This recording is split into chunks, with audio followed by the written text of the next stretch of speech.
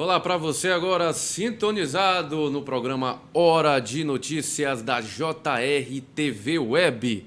Hoje, terça-feira, dia 6 de abril. Olha o mês de abril como está passando rápido, né? Está começando mais uma edição do seu jornal aqui do blog GQE Repórter, que você pode acompanhar pelas diversas plataformas nas redes sociais. A gente tem o YouTube, Facebook, também Instagram e o site da JR TV Web, que é muito fácil você acessar www.jrtvweb e lá estará todos os programas que estamos realizando aqui. E também você pode acompanhar ao vivo, deixar seu comentário. Então participe conosco, você que já chegou, já pode deixar o seu like, já pode mandar em grupos de WhatsApp, compartilhar, que o programa só está começando e a gente hoje, como sempre, vai trazer as principais notícias de Jequié, sempre aqui com as matérias que publicamos no blog GQE Repórter e também entrevistas. E hoje a gente tem entrevistado aqui no programa a partir das 9h30, já a gente vai comentar sobre isso. Então já vou colocar na tela algumas notícias do blog GQE Repórter, www.gqreporter.com.br. Está aqui, a polícia apreendeu na BR-116 quase 1 tonelada de cocaína escondida em caminhões-tanque. Tá aí, é foto, muita coisa. A Prefeitura de Teresina, no Piauí, incluiu jornalistas, professores e guardas municipais na lista de prioridades da vacinação. A gente vai comentar isso, viu? Todo mundo está querendo aí ser vacinado. O governo da Bahia volta a declarar estado de calamidade. Também vamos comentar essa notícia, o que é que muda aí com esse estado de calamidade. O governo da Bahia solicitando verbas federais. Vamos trazer o boletim epidemiológico, além também de comentar sobre o Fundeb. Está vindo um dinheiro bom para a Jequié, dinheiro aí que deve ser destinado para a educação. Trazendo o calendário também de vacinação a partir dessa terça e quarta-feira, 61 anos ou mais, está avançando a vacina aqui em Jequié. E essa foi a matéria de ontem. Para quem não acompanhou, o Wilson Novaes entrevistou Rose Banda, nosso querido Rose, ao vivo, direto de Salvador. Uma entrevista muito bacana. O Rose trouxe imagens lá de Salvador, ele estava nas ruas usando máscara e tudo mais. Uma entrevista muito bacana, você pode conferir aqui no canal do GQE Repórter no YouTube. Então, para comentar essas e outras notícias, já chamamos aqui o jornalista Wilson Novaes. Ok, Rony, um abraço para você, um abraço para todos os nossos internautas, né, aqueles que são habituados a acompanhar esse programa e os novos também, né? Sempre a gente trazendo novos pessoas, mais pessoas que nos acompanham tanto na jrtvweb.com como no YouTube, no Instagram e também no Facebook, a gente está sempre compartilhando. Hoje é o dia 6 de abril, né? Hoje, como você falou já no início aí, Rony Brainer, os meses vão pulando, né? Rapaz. E nós já estamos hoje no 6º dia de um novo mês, com estimativas e previsões aí não muito boas, né? Para esse mês de abril, se fala aí no problema da questão de números estimados aí de muitas mortes, né? Hoje é um dia interessante e até deveríamos ter pautado para falar sobre uma atividade que hoje é dedicada nesse dia, Dia Mundial da Atividade Física, cada vez mais com a importância que é. E daqui a pouco nós vamos estar aqui com profissionais dessa área, né, tratando desse assunto no programa Papo de Boleiro, né? Nós teremos dois profissionais da área de atividade física, o professor Tuxa e também o professor Toninho de Miquelino, né, que são da área da educação física, que tem a ver muito com a atividade física, que cada vez mais se defende a sua prática, principalmente nesse período de pandemia. É um dos assuntos que nós vamos abordar nesse programa de hoje, ao lado aqui de nossos amigos, né? E as pessoas também que vão acessando aqui, o Ramon Brito, ele diz assim, um excelente programa a todos, e para você também, um dia maravilhoso, Ramon. E a Regina Maria também mandando um bom dia para a gente. E a gente lembra de um detalhe que hoje, para os profissionais das forças de segurança que estão sendo vacinadas, a prefeitura criou um espaço diferenciado. Ou seja, tem os drive-thru ali em frente ao aeroporto, em frente o aeroporto e em frente ao estádio Valdomiro Borges, mas tem um agora nas dependências da UESB. Né? Esse drive-thru, ou esse atendimento lá, é voltado para esses profissionais de segurança. Né? Acima de 50 anos, eles são vacinados lá na UESB, ali, entrando pela José Moreira Sobrinho, campus da UESB de Jiqué. Então é importante aí que essas pessoas procurem. Agora você falava, e um assunto que a gente vai abordar já a partir de agora, ou vamos direto logo para os números de Jiqué. Vamos aos números de Jiqué, aos números da Covid nas últimas 24 horas, divulgados aí pelo boletim epidemiológico aqui da Secretaria Municipal de Saúde ontem. Vamos lá. Vamos colocar na tela o boletim de ontem. Jequié, infelizmente, teve o registro de 2 óbitos ontem, publicado no boletim. Já são 262 óbitos aqui na nossa cidade. Também foi confirmado 71 novos casos da Covid nas últimas 24 horas. A taxa de ocupação UTI adulto continua alta, está em 93%. Tem 27 leitos ocupados de um total de 29. O vacinômetro segue avançando aqui no nosso município. 5.205 pessoas já tomaram a segunda dose da vacina, o que é algo bem bom nesse sentido. E aqui temos 24.197 pessoas vacinadas. É um número bastante alto, né Wilson? Um número, né, em termos percentuais, a gente diria que não. Né? Porque você tem uma população ativa de 160 mil habitantes, eu vou arredondar aí os números, você tem 24 mil. Mas vamos lembrar que dessa população tem aqueles que são crianças. A criança não está vacinando ainda. Não está vacinando ainda, mas de qualquer maneira precisa avançar muito mais. Mas Jiqué tem cumprido, de certa forma, o seu papel, diria, de forma satisfatória. Agora, um detalhe, que eu vi um levantamento divulgado hoje, Rony, que me chamou a atenção e aumenta a nossa preocupação. Você falava há pouco que uma questão que é do fato de que muita gente está naquela expectativa de ser prioridade, querendo se vacinar. A expectativa é grande, várias categorias. Claro. A gente vai falar daqui a pouquinho, por exemplo, sobre a categoria dos bancários, por exemplo. Os bancários querem se vacinar e têm todo o direito disso, porque tem aquele contato direto, né, com as pessoas, os motoristas, sim, seja de ônibus, de caminhões, de carretas, de táxis, todos que têm esse contato direto com as pessoas também é complicado. E, enquanto isso, nós fomos informados por notícia divulgada hoje, o número de pessoas que tomam a primeira dose, recebem a orientação de quando deverá tomar a segunda dose e não comparecem. E não tomando a segunda dose, a tendência é que ele perca a eficácia da imunização. Jogou uma vacina fora. Jogou uma vacina fora. Então isso não pode acontecer. Isso não pode, em hipótese nenhuma, deixar que aconteça. Então pode até ser necessária uma busca ativa, que é pegar os dados da pessoa, o telefone. Quanto tempo vai se perder com isso? Né? Quanto tempo que você poderia estar dedicando a atender a novos pacientes, ou seja, pessoas que vão lá vacinar e que vão estar impossibilitadas em razão disso, né? De nós termos pessoas que estão dispensando eu diria até um privilégio. Hoje, para você se sentir um pouco mais seguro, eu diria até um privilégio. É evidente, Rony, eu não sei, tudo vem pelas leis, pelo direito, pelo livre-arbítrio, tem uma série de questões que vão ser abordadas. Mas eu diria o seguinte, eu entendo que poderia, eu sei lá, é um sonho de um sonhador mesmo. Fulano de tal não quer se vacinar. Sim. Tem 61 anos, que é a data de hoje. Não vou nem falar das outras idades. De hoje e amanhã, 61 anos em Jiqué. Cidadão é maior de idade, né? Consciente de suas responsabilidades, deveres e direitos.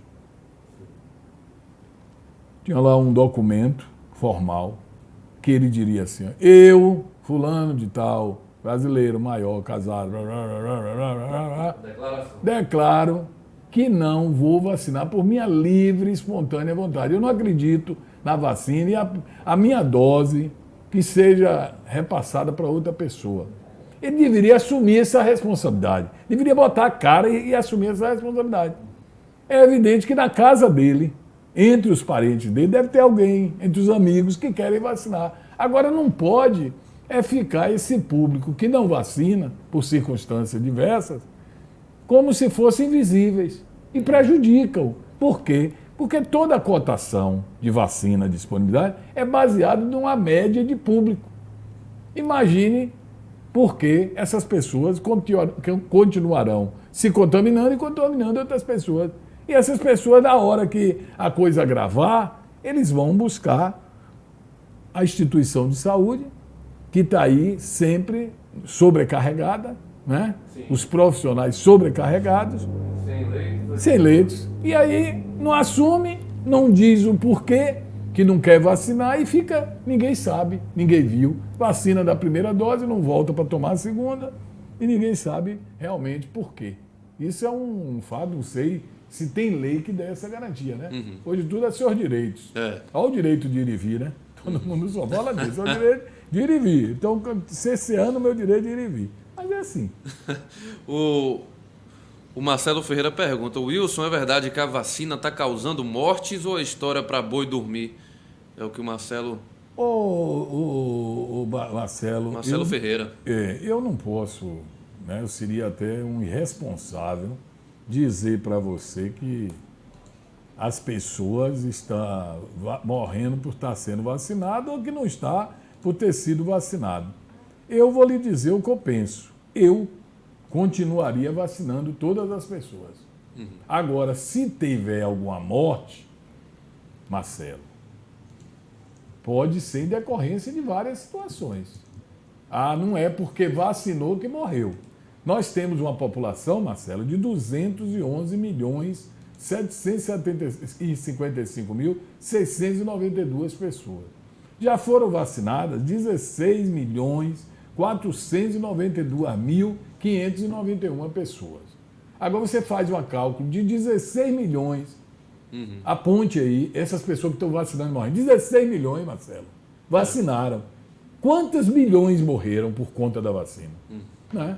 Então eu não vou, aí só mesmo quem é da área médica, para lhe dar uma resposta que lhe convença, ou já que você levantou a dúvida através de mim, é o que eu quero lhe dizer.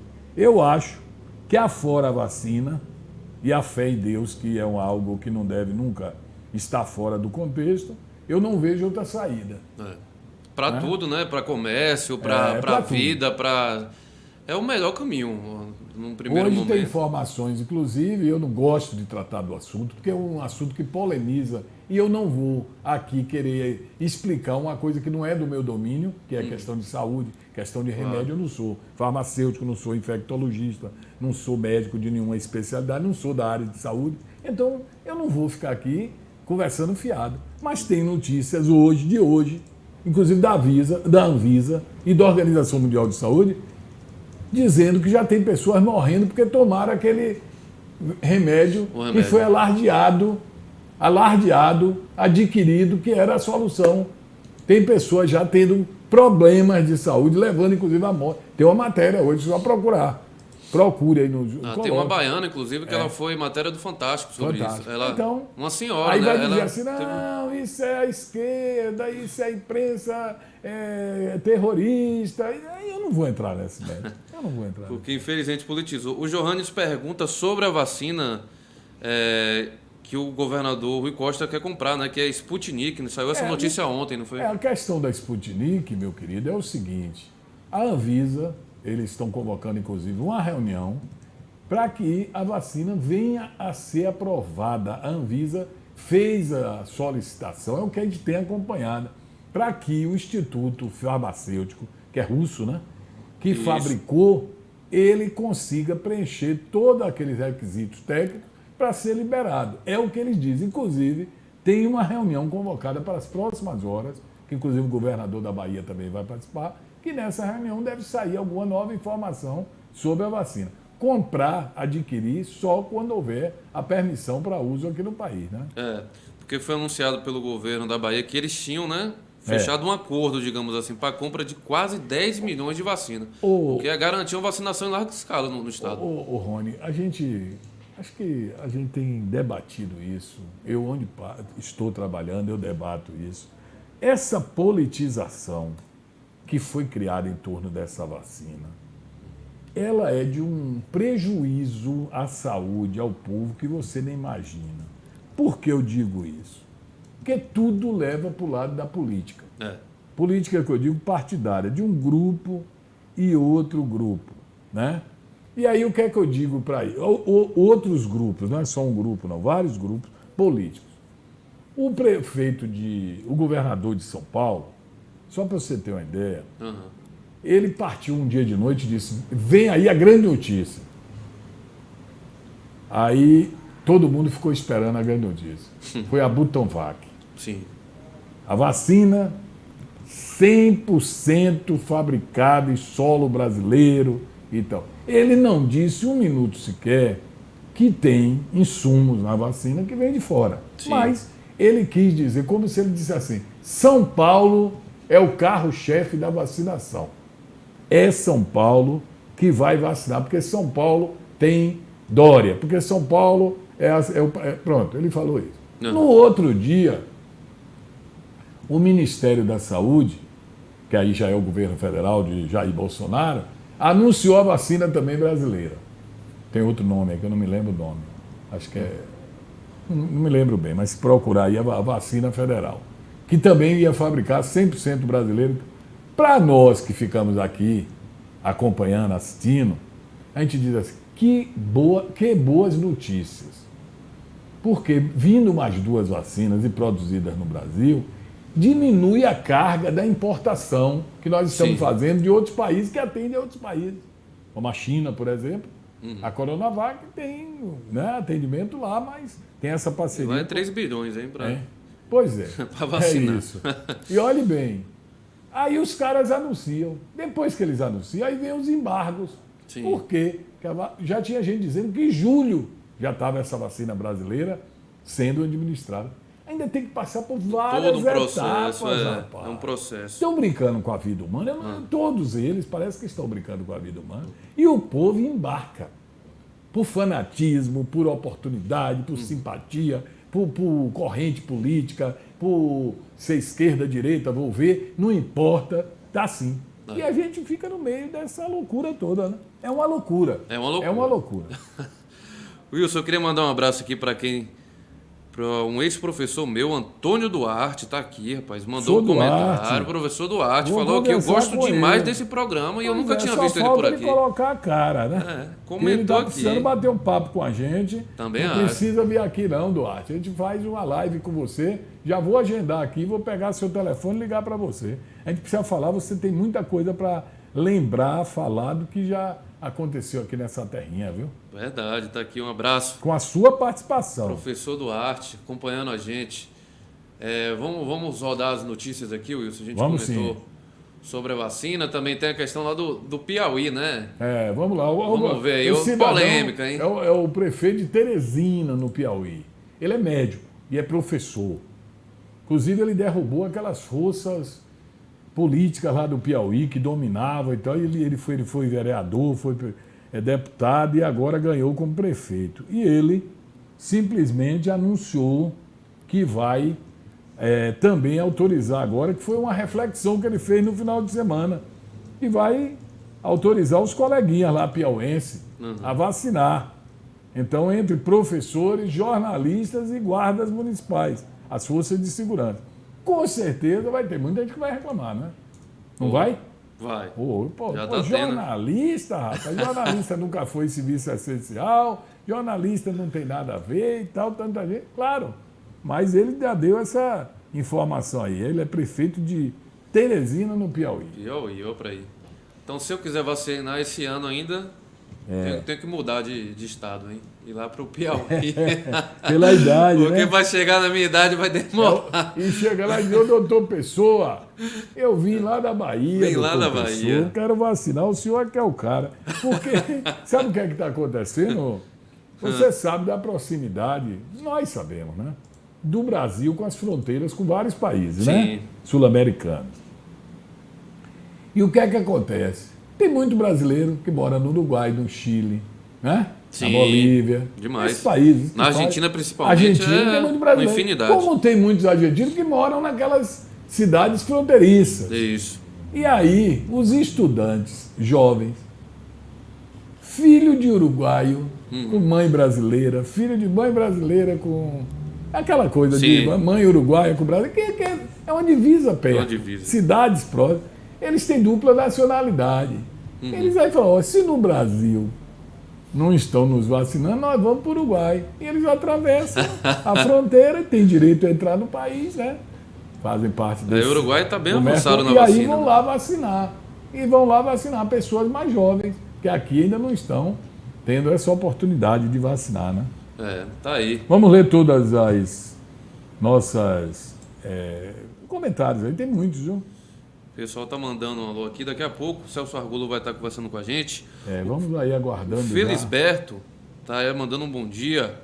O Ramon, você já comentou. O Ramon que é fã de rádio, viu, Wilson? Disse que encontrei com ele uma vez na rua, disse que te escuta todo dia, que o sonho dele é fazer curso de radialista. Que beleza. Ramon Quando tiver Brito. oportunidade, faça, amigo. A Regina Maria tá aqui acompanhando a gente também. Eu vou dizer aí pra ele, já tem uma turma aí que já vai pendurar a chuteira logo, logo, viu?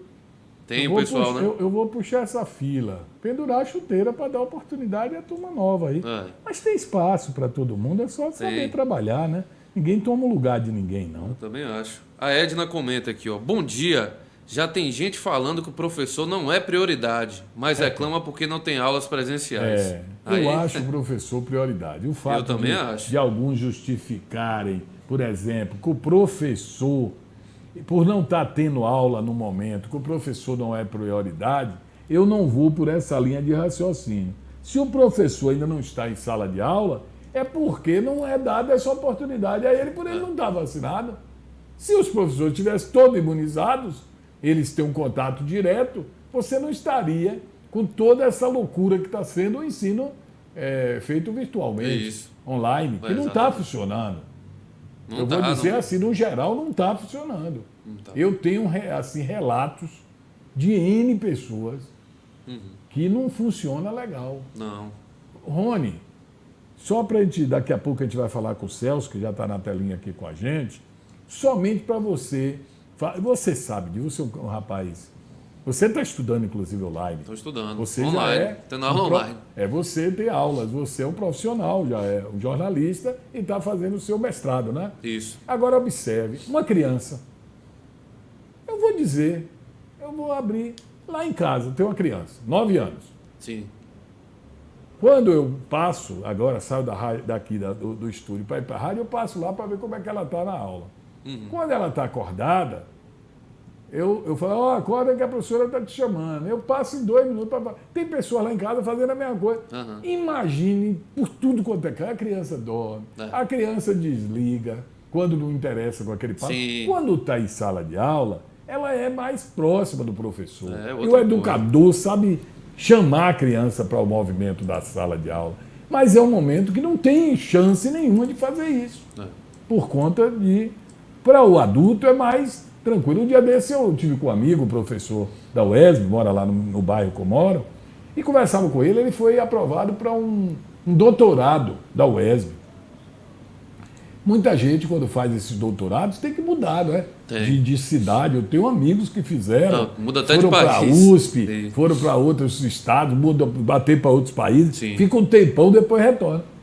Mas, pela pandemia, ele está fazendo doutorado, ele estava super feliz dentro de casa. Dentro de casa. Com o ensino online. Para ele, foi bom? Foi, porque é o custo de mudança, de família, essa coisa toda de filhos e tal, é um fato. Mas para a criança, a formação, não é toda criança que é atenta à aula. Eu fico pensando... Criança é naturalmente dispersa, né? Eu fico pensando... Qualquer coisa chama a atenção da criança. Rony, eu soube que você desde menino era um estudioso, gostava de estudar, não era isso? Eu gostava de ler, de estudar, não era muito. Olha, se eu vou aqui fazer uma confissão, isso que a gente faz confissão é de tese. Se eu, na minha época, eu tivesse a chance de estudar em casa com um computador amigo, não ia para lugar nenhum. Eu não prestava atenção nas aulas. Ia ficar vendo o gol do Flamengo, né? Eu era na sala o tempo todo só pensando no intervalo para ir brincar. Eu não era estudioso. Eu não nego isso. Eu lia, eu me informava. A formação até dentro de casa foi boa, família, essa coisa toda. Eu tive pessoas assim que me ajudaram muito. Mas eu não era o estudioso, aquele cara do livro, de acompanhar o que o professor estava ali. É tanto que eu tenho ojeriza matemática. Eu tinha amigos que eram apaixonados. Eu tenho um amigo, Manelzinho, sei por onde ele anda, ele é da ADAB. Ele veio de Itagi. E quando a gente ia para o intervalo, que ia jogar bola, ele não era muito chegado à bola. Ele dizia assim, não, rapaz, bora começar a treinar aqui. Eu vou ensinar vocês a fazer equação, fazer não sei o que. Eu falei, tu é maluco, No intervalo o cara falando. Mas ele gostava, né? era a diversão dele. Então, imagine hoje, essas meninas de hoje, que tem o celular como ferramenta de fazer o quê? Diversão, entretenimento, para de repente, para dentro de uma sala, estudar. É difícil. Para você tirar esse conteúdo bom, tem casas que, lógico, que tem família, tem de educadores e tal, tem criança que tem essa vocação, mas não tem muitos que são assim, né? Muitos não são. Nós já estamos aí com o nosso, vamos dar o rapidíssimo intervalo, né? Isso, o nosso institucional, para logo em seguida a gente já está com o Celso Argulo aqui na tela com a gente vai começar a conversar com ele já está do outro lado e a gente vai bater esse papo com o Celso Argulo, Sindicato dos Bancários, e ele é um dos dirigentes do sindicato e a gente vai tratar aí desses assuntos daqui a pouquinho sobre a questão dos bancários. Rápido intervalinho, a gente já volta aqui com o Celso na linha com a gente. Só um segundo. jrtvweb.com, a verdadeira TV de Jequié, ao seu alcance de forma simples e fácil. Acesse também pelo Facebook, Instagram e YouTube. 24 horas diárias de programação. jrtvweb.com, o canal que tem a cara do povo de Jequié.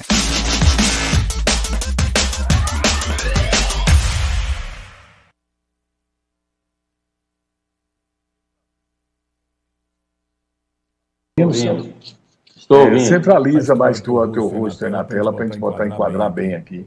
Mais no meio. Olha, tá vendo um quadro aí no fundo. Tá bom? Tá bom? Tá bom, Marcos? Tá bom?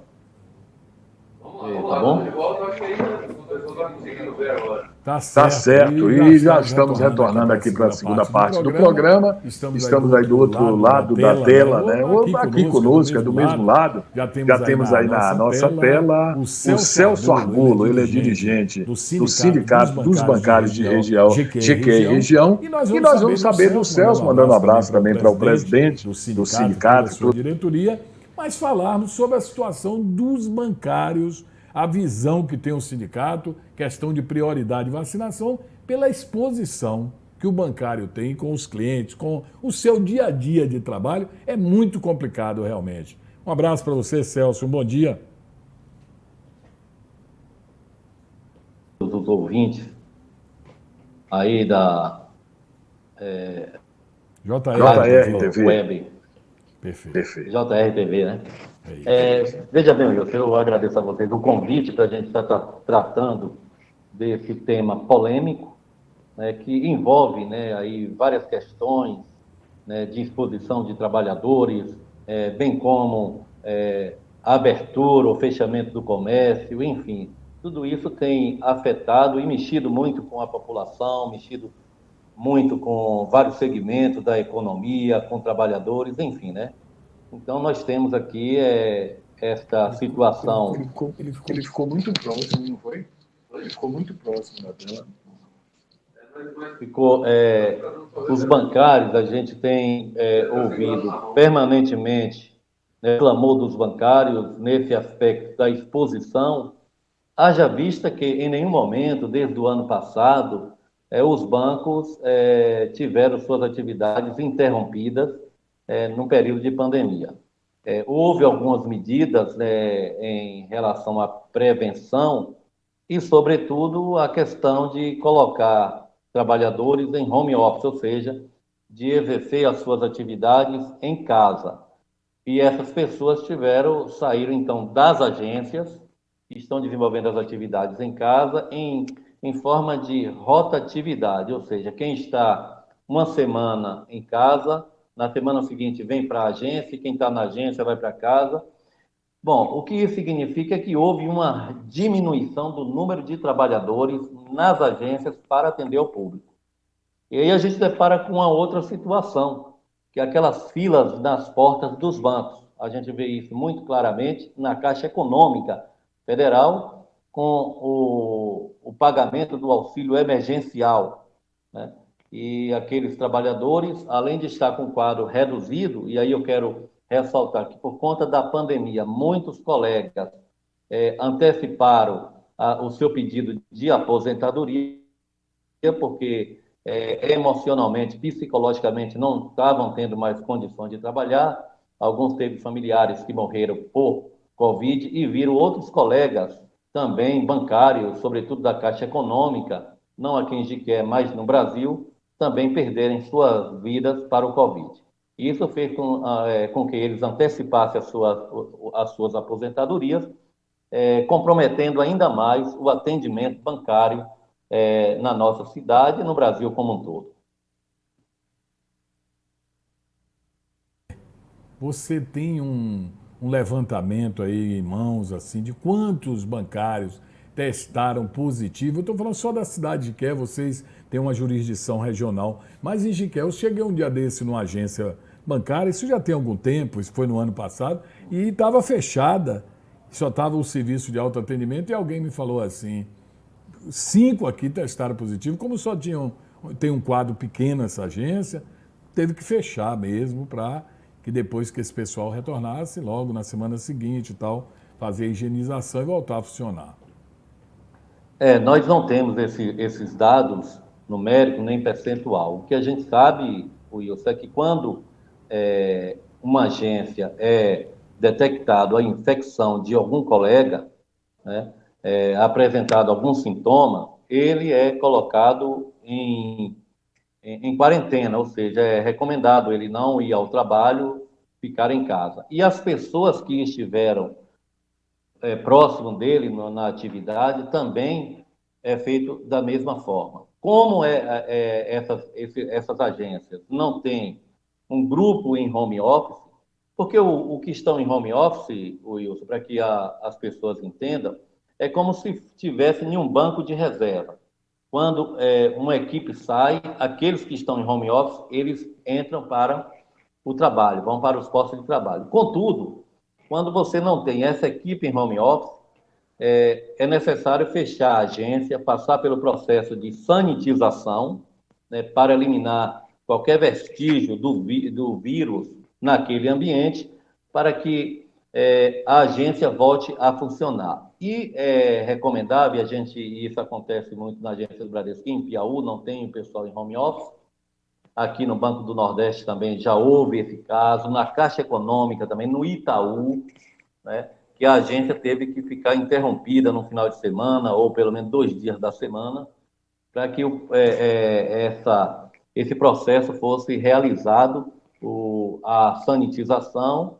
E quando é feito essa sanitização por uma empresa especializada, e isso não vem acontecendo em muitas agências aqui, às vezes eles pegam os próprios trabalhadores do serviço geral, e manda fazer a higienização, limpando ali as mesas, cadeiras, tudo com álcool, com um produto, e não é uma empresa especializada, ao contrário de outras agências que contratam uma empresa especializada para fazer esse processo de sanitização e garantir mais segurança e a prevenção para que os trabalhadores não sejam contaminados e nem os clientes.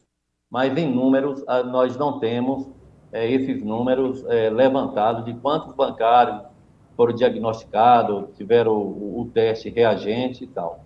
O que eu posso dizer para vocês é que os bancos, nesse processo de testagem, os bancos têm feito, o Bradesco agora, claro, depois de uma negociação com o movimento sindical, liberou até o dia 15 de abril para que os bancários e seus dependentes possam fazer o teste, né, para saber se está ou não com o vírus.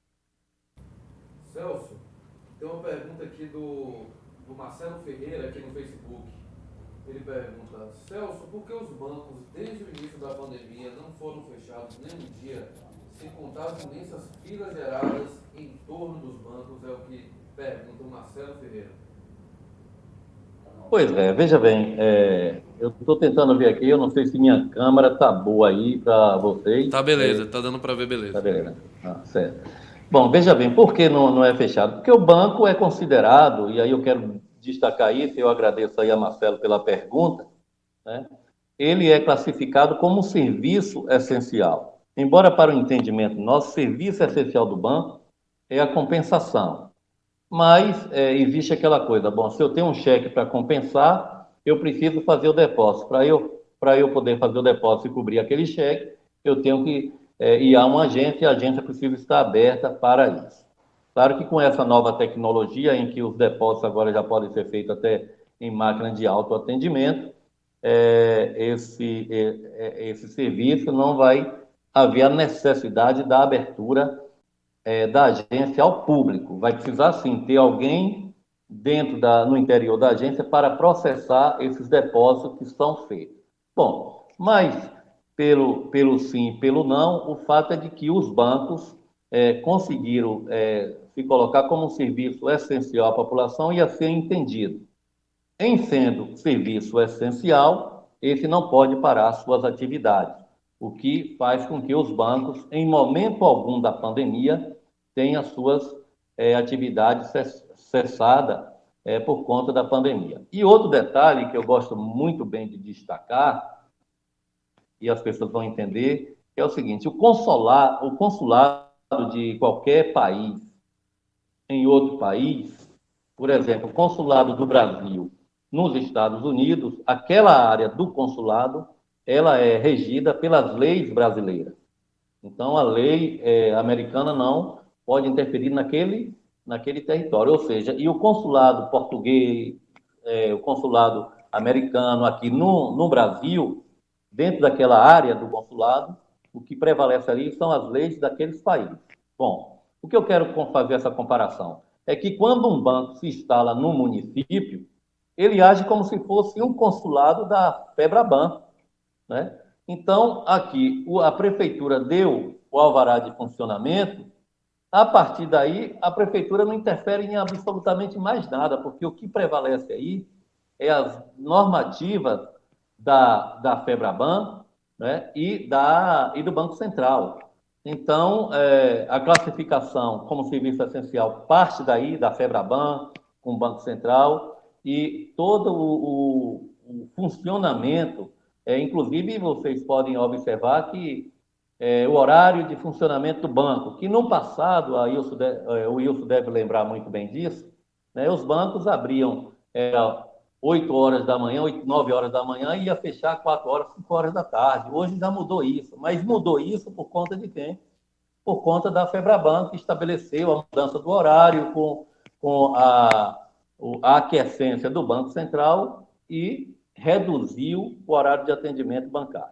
Mas respondendo aí a Marcela, acho que já consegui responder, e por ser um serviço essencial, e isso é importante destacar, porque serviço essencial é aquele que não pode parar. E essas pessoas que trabalham no banco, Wilson, e aí eu quero fazer aqui, porque num programa de rádio, na Rádio Povo, eu entrei e falei sobre a necessidade da vacinação dos bancários, é porque eles estão na linha de frente de atendimento ao público, né? Vocês observam que, bom, os trabalhadores da saúde, indiscutivelmente, esses têm que ser vacinados. Prioritariamente têm que ser vacinados. Os idosos, da mesma forma, porque são mais vulneráveis também, né?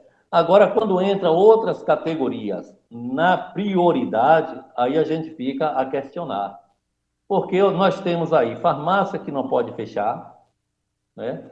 Nós temos aí os postos de combustíveis que colocam como serviço essencial também não podem fechar. Aí nós temos padarias, supermercados, e você destacou no programa os trabalhadores de casas lotéricas, que também não podem fechar, que, na minha opinião, poderia, né? Casa lotérica poderia fechar, mas está classificado como serviço essencial. E aí eu pergunto, esse pessoal, esses trabalhadores têm que estar ali no posto de trabalho, e não é atendendo uma pessoa, né? Ele atende ali várias pessoas. A demanda nas casas lotéricas, nos bancos, em supermercado, farmácia, é muita gente que vai. É diferentemente de outras categorias que tem a escolha, tem a opção. Não é essencial, não é obrigatório estar funcionando. Mas aí o que é que acontece? Esses trabalhadores, e aqui eu destaco, por exemplo, professor de educação física de academias, se vacinaram, mas os bancários não, trabalhador de casa lotérica não, né, supermercado não. Então, a gente precisa dar o tratamento à altura da essencialidade do serviço. É prioritário o serviço? É essencial? É. Então, tem que colocar no rol de prioridade da vacina e não privilegiar outras categorias que não atendem o volume de pessoas que atendem uma casa lotérica, que atende a farmácia, que atende o banco. Então, é nesse aspecto que eu fiz as minhas colocações e continuo insistindo nessas colocações de que a categoria bancária, como essas outras citadas, inclusive a Polícia Militar, a Polícia Civil, Corpo de Bombeiro e tal, deve estar na prioridade. A Polícia Militar e Corpo de Bombeiros, esses aí já estão, sim, já sendo vacinados, até já tem em alguns estados, não sei, na Bahia parece que também, né, mas eles precisam estar em efetivo serviço. Se não tiver no trabalhando, eles não podem vacinar e entram naquele calendário de idade, né, para vacinação. De opinião que todos nós somos prioridades. Todos nós. É uma questão de prioridade a saúde pública, né? A população. E tenho, assim, uma visão de muitas categorias. Eu concordo em gênero, número e grau com você quando trata a questão do bancário. Você não pode deixar de entender que as pessoas vão à agência bancária. Nem todo mundo está usando o Pix, não sei o que, em casa, tá, já máquina. O cara vai ao banco mesmo. E eu observo algo mais. Eu, geralmente, quando eu preciso ir a um banco fazer um pagamento, uma coisa, eu vou no final da tarde. É justamente aquele momento de menor movimento. Mas eu fico pensando, e aquela circulação de pessoas ali o dia todo, pegando, houve a higienização do local, para quem chega achando, não, eu cheguei tarde, estou mais calmo, tem ninguém, eu não vou pegar porque não tem ninguém para me contaminar. Mas todo aquele ambiente eu entendo que foi possivelmente utilizado também funcionários que podem estar sendo, né, também infectados, como nós que vamos achando que ali, que estou sozinho, bater um álcoolzinho que está disponível lá na mão e está tudo bem. Mas não é bem assim, não. Aquele ambiente ali, se tiver de estar contaminado, vai estar. Não é isso? É verdade.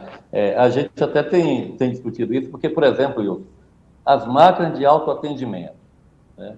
É claro que todo o processo de cuidado tem que partir da educação e da consciência de cada um.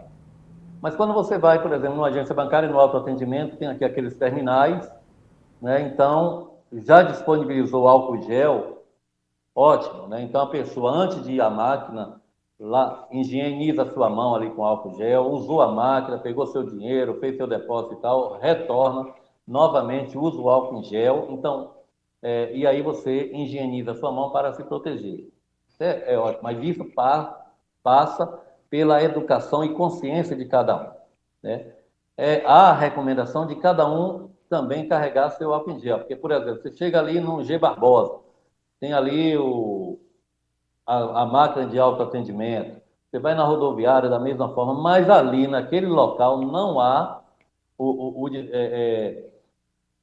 álcool em gel colocado ali para que as pessoas possam usar. Então, você tem que carregar o seu, para na hora que você usar a máquina ali, você também fazer a sua higienização. Isso perpassa pela consciência de cada um, né? Porque isso vai evitar a proliferação do vírus. Porque se isso não é feito, uma pessoa contaminada digitou ali naquela máquina, outro vem e vai digitar, e se o vírus ficou ali, vai passar para essa pessoa.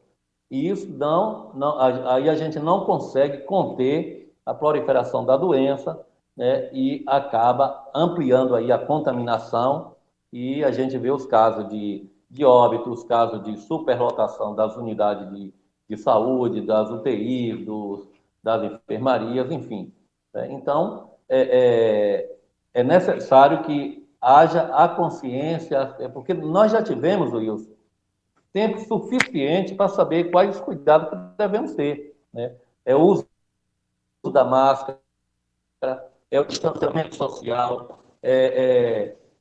o isolamento. Então, se você tiver necessidade de ir para a rua, vá com todos os cuidados e tal. Mas se não tiver, fique em casa. Essa é a recomendação para que a gente possa se prevenir e evitar a contaminação e a proliferação da doença. Celso, tem uma colocação aqui que eu vou ler do Heleno e depois fazer uma pergunta para você. O Heleno comenta aqui na nossa página: bom dia. Uma prioridade que não falam. Os supermercados entram como prioridade para servir, mas para ser vacinados não entra nem em pauta. É o que comenta aqui o Heleno. E uma dúvida que eu tenho, Celso, é que nesse período de pandemia a gente sabe que a economia deu uma quebrada em diversos setores, né? Comércios e por aí vai. Só que nesse mesmo período os bancos lucraram bilhões. A gente tem notícias aí que durante esse ano de pandemia os bancos não tiveram prejuízo, muito pelo contrário, tiveram lucros. Mas ao mesmo tempo que a gente viu o aumento da quantidade de filas, eu pelo menos não tive notícia que houve aumento da quantidade de funcionários para atender essa demanda. É isso mesmo? Não houve aumento? Houve diminuição? O que é que aconteceu? O que acontece? Você está corretíssimo, Rony, e o Heleno, ele também destaca e chama atenção para os trabalhadores de supermercado, e eu citei aqui anteriormente, que essas categorias elas estão exercendo atividade classificada como essencial, e a gente tem que entender que é essencial mesmo, porque comercializa alimento e as pessoas precisam se alimentar realmente. Você não pode passar sem um alimento, aí já vai criar um outro problema. E essas pessoas, qual que é a minha discussão, né? É nesse sentido, de que essas categorias que estão exercendo as atividades essenciais, olhe bem, atividades essenciais regulamentadas, né? Que não é a categoria, não é o sindicato dos bancários, não é que determina que vai ser essencial, não. Isso já é do Estado, é do governo, é legislação, eles que estabelecem. Então, uma vez que estabeleceu isso, uma vez que estabeleceu que é essencial, está se estabelecendo que esses trabalhadores estarão expostos. Isso é fato, né? A gente vê que depois de muito trabalho, de muita luta, muita discussão, as empresas, inclusive bancos, né, colocaram aí os acrílicos, né, de proteção para proteger os trabalhadores, etc., né? E vice-versa, porque você protege um e está protegendo o outro. Então, usa aqueles acrílicos que separa o trabalhador do cliente, né? Então, houve algumas medidas. Mas o que deixa a gente inconformado é o fato de você priorizar categorias que não é classificada. Por exemplo, academia é classificado como serviço essencial? Não é. E por que os professores de educação física estão sendo vacinados? Aonde é que está a essencialidade desse serviço? É importante a gente ter o professor de educação na normalidade. Mas agora, entre um e outro, a gente tem que ver o que é essencial. Trabalhadores de supermercado é essencial, bancário é essencial, trabalho de casa lotérica também, enfim, né, de farmácia, etc., são essenciais. Então, esses precisam estar na frente, no processo de vacinação, do que os professores de educação física, né? Professores de educação física. Então, aqueles que estão, professor de educação física, que está exercendo sua atividade dentro de um estabelecimento de fisioterapia, de uma unidade hospitalar, né? E que aí já é um fisioterapeuta, não é um professor de educação física, não é? Esses aí têm que ser vacinados, mas outros não. Por quê, por exemplo, policiais podem ser vacinados os que estão na ativa, os que estão inativos, né? Esses não serão vacinados e entrará no calendário. Quanto à lucratividade dos bancos, é importante, Rony, quando você traz essa questão, porque os bancos, eles não têm compromisso social. Isso a gente coloca claramente para todo mundo. E no discurso da tecnologia e tal, que tem que acompanhar a modernidade, que tem que acompanhar os outros países, isso vai justificando a destruição dos postos de trabalho nas agências bancárias, tanto e aí fala, mas você é bancário, você vai falar. Eu falo isso porque a população brasileira ainda não está preparada para utilizar os mecanismos alternativos, né, de uso na internet para movimentar suas contas bancárias. Até eu, por exemplo, eu tenho dificuldade, às vezes. Todos nós temos essa dificuldade, né, de estar manipulando, de estar fazendo contratos, de estar fazendo através do celular, através do computador.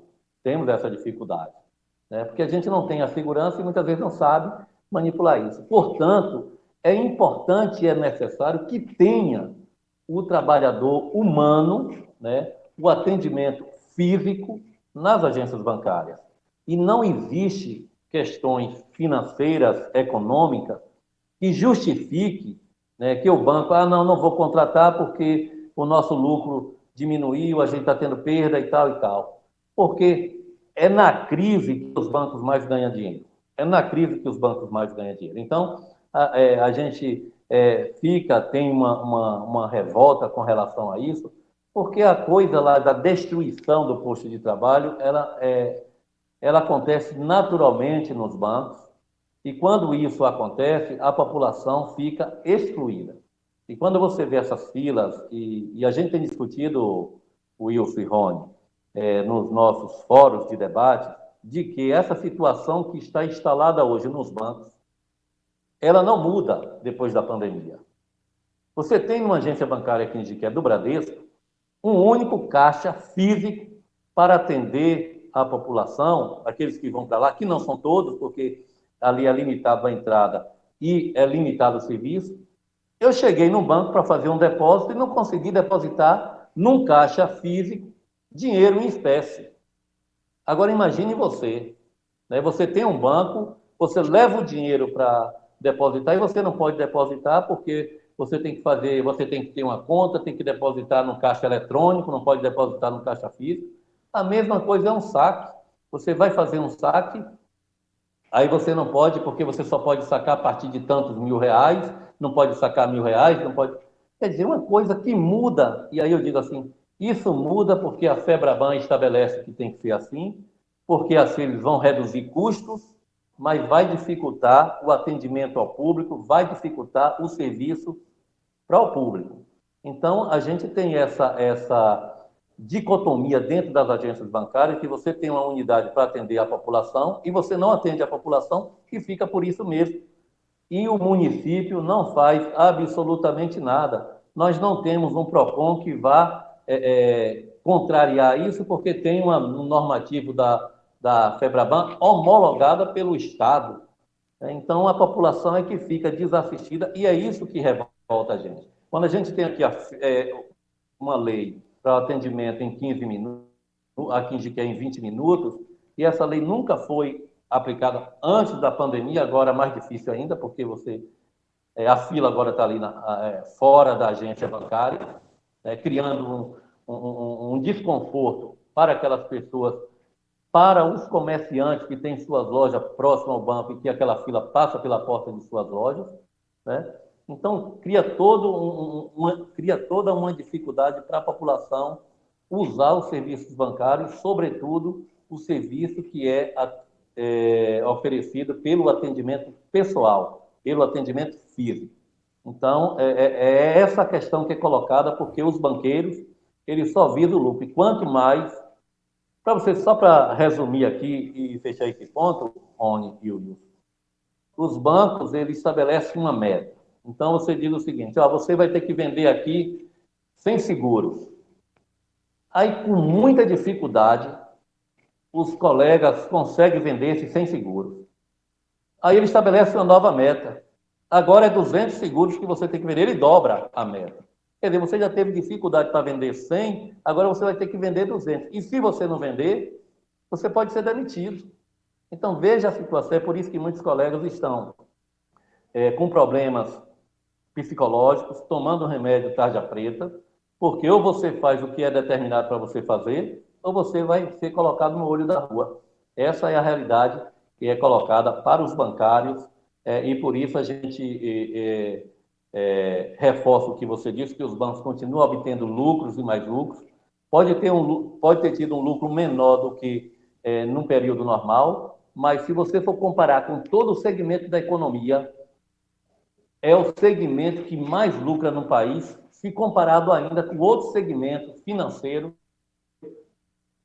do mesmo ramo em outros países, é o sistema financeiro brasileiro. Ok. Celso, agradecer a você por essa entrevista.